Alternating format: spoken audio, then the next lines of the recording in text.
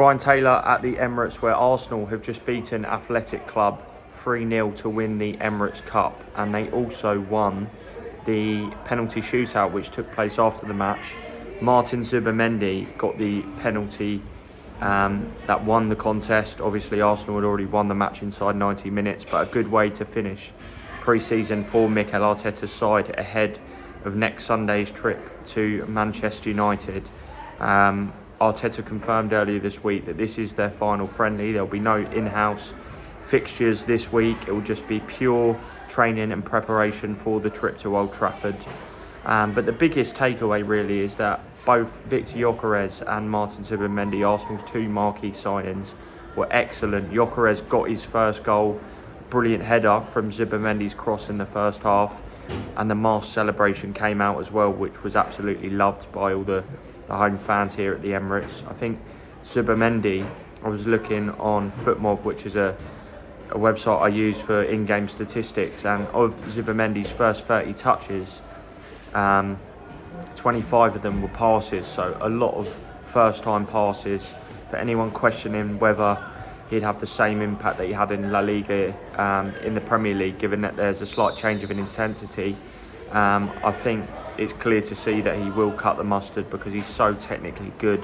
He's all over the pitch, to be honest. He was making interceptions, popping the ball off with both feet, but he looks a real astute sign, and I think he's going to be worth every penny of that £60 million fee. But there were other positives for Arsenal as well. Saka looks very sharp again.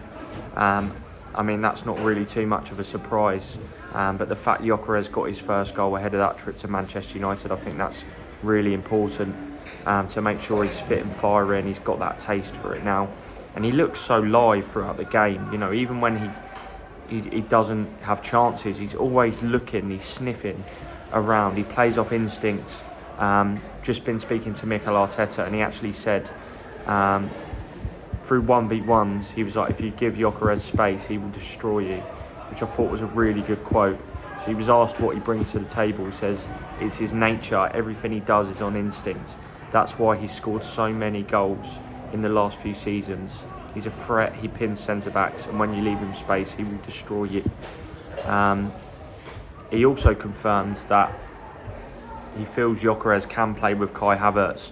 Kai Havertz came off the bench and scored a brilliant goal. He made a lung-busting run from inside his own half and applied a really great finish. But he's really bulked up, obviously, since that hamstring injury suffered in the warm weather training camp at the end of last season. He looks in really good shape, and he's given Arsenal another great option. It can't be forgotten, you know, what a fine player he is. He was initially signed as a midfielder, but I think he's very effective as a front man, although it's clear his minutes will now be affected by the arrival of Gyokeres.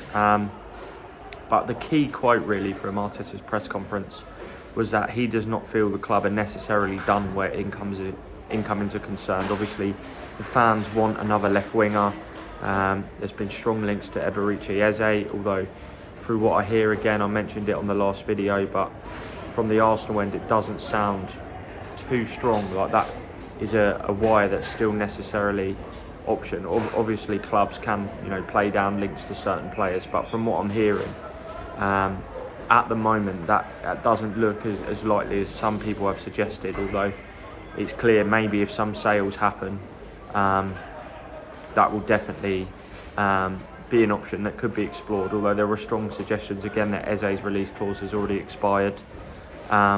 Just on incomings though, it's clear that Arteta wants to get rid of some of these players. So, well, I say he wants to get rid of them, but he wants to free up some space in the squad. He said he was asked if Arsenal were done where incomings are concerned, and he said, let's see what happens in terms of where the squad is at in a few weeks. We are actively looking at options. There are a few players that may have to leave as well. We are open to seeing what happens, and as we speak, Arsenal's fringe players and the ones that weren't involved today, or the ones that only played limited minutes, are currently playing it looks like a six-a-side game. Mikel Arteta is watching as well, but it makes sense because not everyone got minutes today. The likes of I don't think Fabio Vieira was even in the squad, but I'm doing a big piece on the state of play where outgoings are concerned that's going to drop on the Mirror tonight. But Players like Alexander Zinchenko, Albert Sambi Lokonga, Reece Nelson, all very much available. I think offers would be considered maybe for Gabriel Jesus, although he has attracted interest from Brazil, but at the same time he is prioritising his recovery from a knee injury. Leandro Trossard's another one that bids would probably be considered for. Arteta has said that he expects Trossard to be available to face Manchester United on Sunday. Manchester United are obviously rejuvenated. Trossard's another great option for Arsenal. We've been struggling with a little bit of a groin issue. Hasn't featured for a little while. I think he picked up the problem in Asia on the pre-season tour, so would be good to get him back, but I don't believe his his absence at the moment is linked to any potential transfer. It's an injury, which Arteta confirmed. But all a very positive afternoon or evening here at Arsenal. Given that on Wednesday it really was looking a little bit bleak when they lost to Villarreal. Obviously you can't read too much into pre-season friendlies, but at the same time you want to win those matches. You want to make sure you're going into the season in the best possible shape. And it looks like Arsenal are looking strong on the basis of this performance. They were really electrifying at times in the first half, particularly when they got those two quick-fire goals. Rice, Zubimendi and Odegaard developed a really strong understanding, and Ricardo Calafiori was back again today, played 45 minutes.